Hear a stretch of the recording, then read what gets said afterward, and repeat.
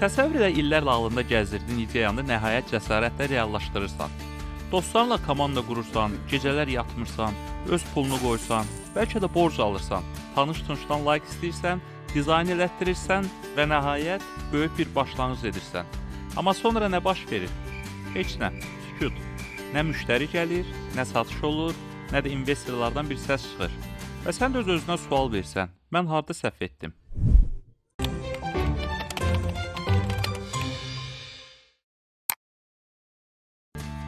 Salam əzizləyicilər, bugünkü videoda startup qurarkən çoxlarının yol verdiyi 5 ən çox yayılmış təhlükəli səhvdən danışacağıq.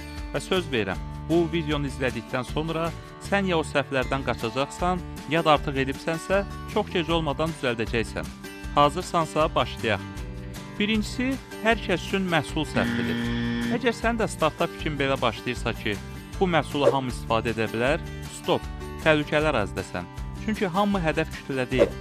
Hamı demək heç kim deməkdir. Misal üçün, tutaq ki, sən suya davamlı çanta satırsan.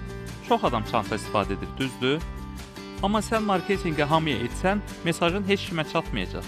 Əvəzində konkretləşdir. Məsələn, səyahət edən gənclər ya da velosiped sürənlər üçün dizayn olunmuş çantadır. Spesifik olmağa başlayanda, müştəri bu mənim üçündür deyir. İkincisi, əvvəlcə ideal məhsul düzəldim, sonra bazara çıxarım tələsidir. Əgər sən də hələ mükəmməl loqo, veb-sayt, ən yaxşı məhsul düzəldib ancaq ondan sonra bazara çıxmaq istəyirsənsə, sən artıq resurs itirirsən. Startupda qızıl qayda budur. Əvvəlcə test et, sonra öyrən, daha sonra isə uyğunlaş. Tutaq ki, sən bir mobil tətbiq düzəldirsən. Səncə insanlar ona pul verəcək? Bilmirsən. Amma 3 ay tətbiqi düzəldib sonra heç kim yükləmir deməkdənsə, bir həftəyə prototip düzəld, 20 nəfərə göstər və reaksiyanı öyrən. Apple kimi olmamışdan əvvəl sadə bir Google formulədə test edə bilərsən. Üçüncüsü, tək başına super qəhrəman olmağa çalışmaqdır. Startup qurmaq tək başına döyüşmək deyil. Tək getmək güclü olmaq yox, tez tükənmək deməkdir. Məhsulu sən düzəldirsən, sosial mediada sən paylaşırsan, e-mailləri sən yazırsan, müştərilə də sən danışsan və sonra burnunun ucunu belə görə bilmirsən. Startup komandası film kimidir. Yaxşı filmin aktyorları, rejissoru, operator olur.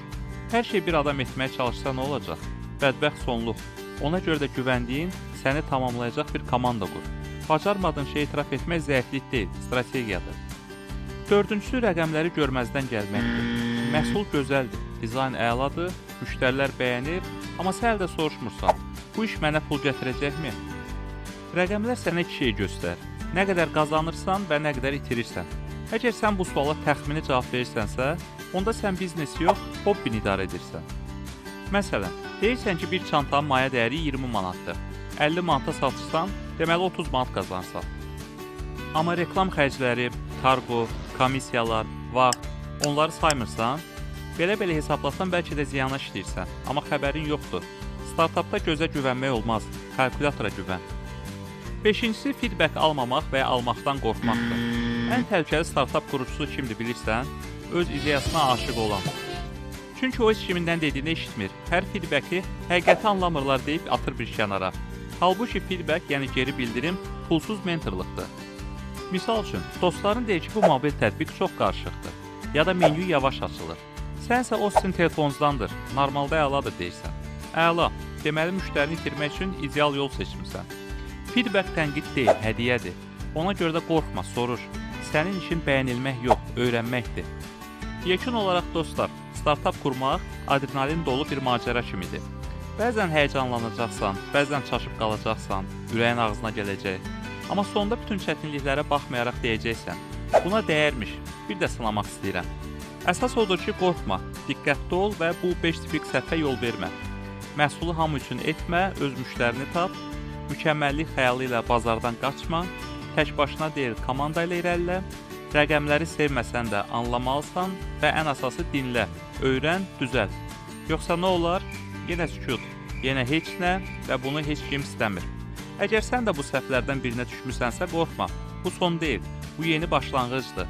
Öz səhvini görən startupçı artıq bir addım öndədir. Uğurlar sənə, gələcəyin Elon Musk'ın.